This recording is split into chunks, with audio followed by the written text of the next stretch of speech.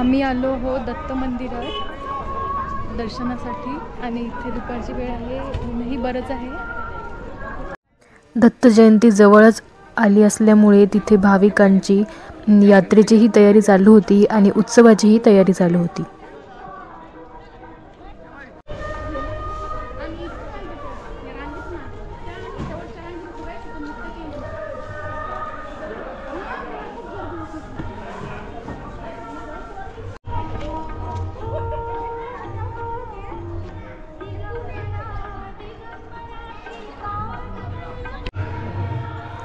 या मंदिराची खासियत म्हणजे इथे आजही प्राचीन काळापासून अस्तित्वात असलेली धुनी जागरूक आहे आणि या मंदिराचा उल्लेख दत्तप्रभूंच्या पंचपदी या भजनात केलेला आहे।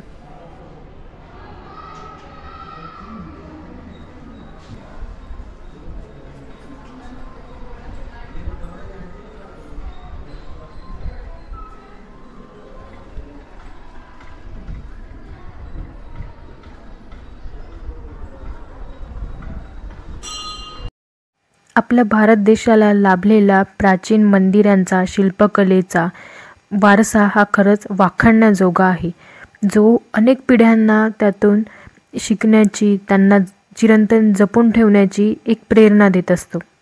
हे होते दत्त मंदिराचे बाहेर पडण्याचे महाद्वार, जिथून आपण पार्किंगच्या दिशेने जाऊ शकतो।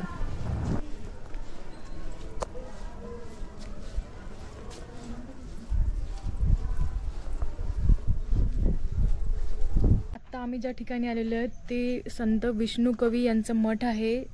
विष्णुकवी महाराज यांनी रेणुका देवी हिचं काव्यात्मक वर्णन केलेलं आहे। तिच्या रूपावर त्यांनी अभंग लिहिलेले आहेत आणि त्याच मठात आम्ही आता दर्शनासाठी आलो होतो। विष्णुकवी महाराजांची इथे समाधी आहे। रेणुका देवीची आराधना केल्यानंतर त्यांना देवीने एका तरुण स्त्रीच्या रूपात दर्शन दिले होते आणि देवीच्या याच रूपाचे वर्णन करण्यासाठी त्यांनी त्यांच्या काव्यातून अनेक अभंग, अष्टके, आरत्या लिहिलेल्या आहेत, ज्या आज आपणास वाचावयास मिळतात।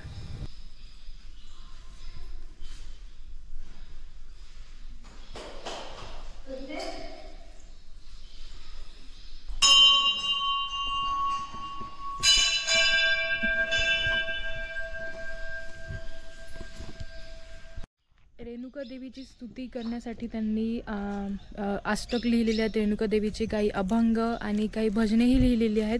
त्याची पुस्तकं इथे माहूरला मिळतात आणि त्यातलं एक अंबे एक करी उदासन करी, जे आम्ही नेहमीच घरी प्रार्थना करतो, ते स्तवन आम्ही नेहमीच म्हणतो।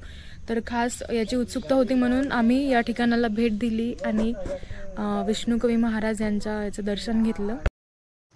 असा काहीसा होता त्या दिवशीचा आमचा माहूरच्या टूरचा अनुभव। तुम्हीही माहूरला नक्की भेट द्या आणि रेणुका देवीचं दर्शन नक्की घ्या। हा व्हिडिओ शेवटपर्यंत बघा आणि कसा वाटला हे आपल्या प्रतिक्रियेद्वारे जरूर कळवा आणि पुढील अपडेट्ससाठी काव्य मेलोडी प्रतीक्षा या मराठी यूट्यूब चॅनलला नक्की सबस्क्राईब करा। धन्यवाद।